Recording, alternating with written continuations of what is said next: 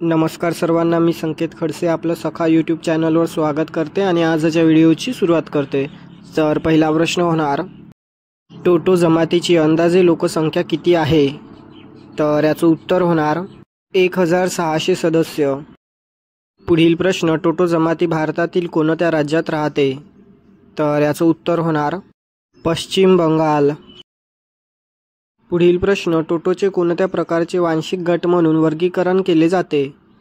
तर याचं उत्तर होणार तिबेटी मंगोलॉइड। पुढील प्रश्न, टोटो भाषा लिहिण्यासाठी कोणती लिपी वापरली जाते? तर याचं उत्तर होणार बंगाली। पुढील प्रश्न, विवाहासंबंधी टोटो जमातीची एक अनोखी सांस्कृतिक प्रथा कोणती आहे? तर याचं उत्तर होणार एकच पत्नी असणे। पुढील प्रश्न, 2024 ची महिला आशियाई चॅम्पियन्स ट्रॉफी कुठे होणार आहे?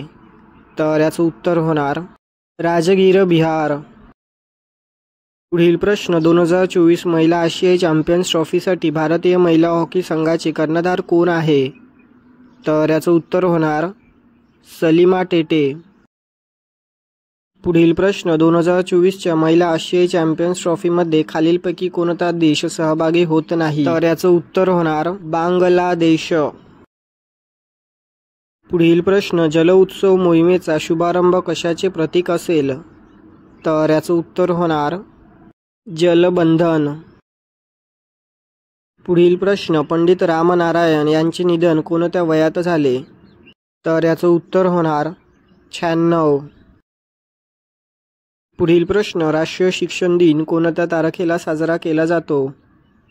तर याचं उत्तर होणार 11 नोव्हेंबर।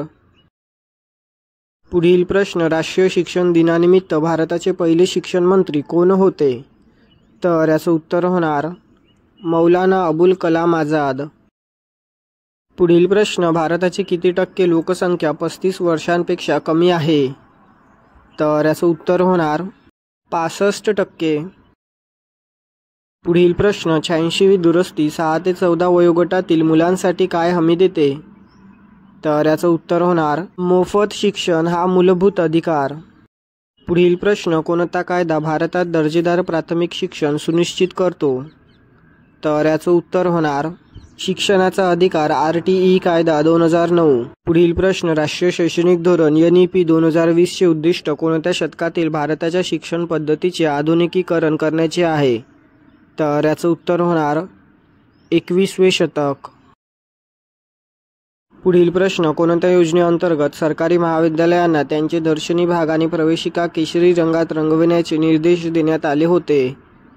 तर याचं उत्तर होणार कायाकल्प योजना। पुढील प्रश्न, कायाकल्प योजना कोणत्या वर्षी सुरू करण्यात आली? तर याचं उत्तर होणार 2015।